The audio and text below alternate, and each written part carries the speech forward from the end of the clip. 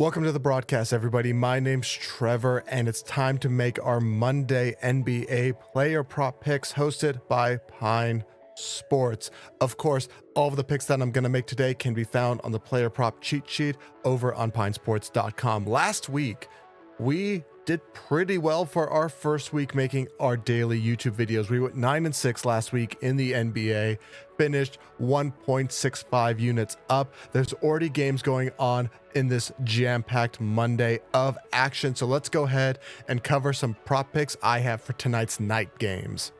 So first up, I got Bobby Portis under 27.5 PAR at -115 odds. The robot kind of likes the under, and I'm in the same boat, but I'm still very confident in going ahead and making this one of my 3 picks for the day. As you see, using the player prop projection tool, he has hit over 27.5 in only 2 out of the past 10 games. And against Atlanta, he's projected to hit right at 25. And with all the other research that I did, I think that 25 number is absolutely perfect. You see his production over the past month since December 17th. He makes around 3.72 twos per game, about 2 threes, and 1 more free throw. So he's really sitting between that 14 and 15 points per game range. His rebounds is where he gets a lot of his value as far as PAR goes. He has been averaging around 9.6 rebounds per game in the past month, but he only has 1 assist in the same time frame. That's a big reason why I'm choosing PAR over just points and rebounds, because points and rebounds was at 25.5, and I think doing the under at 27.5, including assists, is going to be a great move. Now, Atlanta, there's a couple reasons. There's one main reason that I like this, and it's because Atlanta is one of the better teams in the league to corral opponent big men, allowing about 8 rebounds per game, which is not that far off of what Bobby Portis is averaging, but it is good for the top half of the league. And you might also say Atlanta doesn't have that great of a defense, and you'd be correct, but they are marginally better at home. So visitor is the team visiting them, and home is when Atlanta is visiting them. So you notice that everything, we're talking effective field goal percentage, total rebound percentage, and assist percentage, are all just a little bit lower.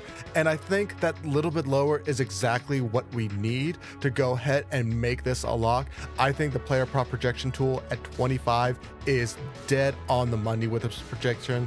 That's why I like Bobby Portis under 27.5.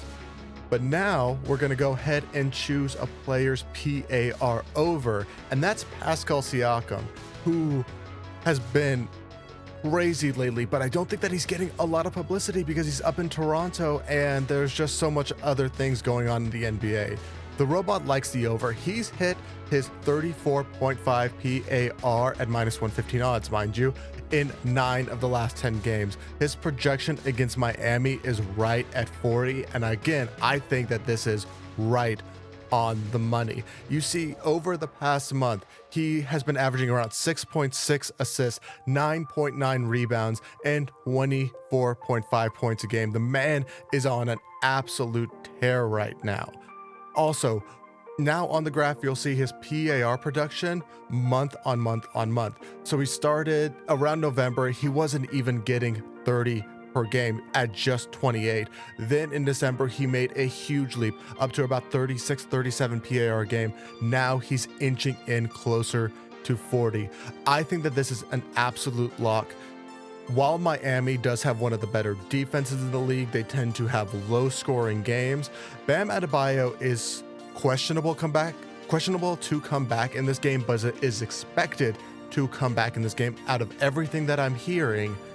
So I think even if he plays 15 to 20 minutes a game, that rust and just a couple other factors, you know, the new rotations, everything like that, might just allow 2 or 3 or 4 extra baskets that Pascal Siakam can either assist on or score himself. That's why I really like the over and like Pascal Siakam to get at least 37.5 PAR in this game.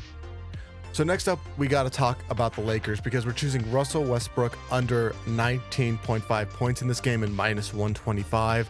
The robot likes the under. You see in his last 10 games, he's only hit the over twice. Once was just barely at Minnesota. Minnesota isn't really known for their defense. And the other time was against Houston, where he got 24 points. Houston also not a team known for their defense, where he does have to take on a team known for their defense, being the Utah Jazz. And let's just look a little bit closer at a scatter plot of his points over the past month.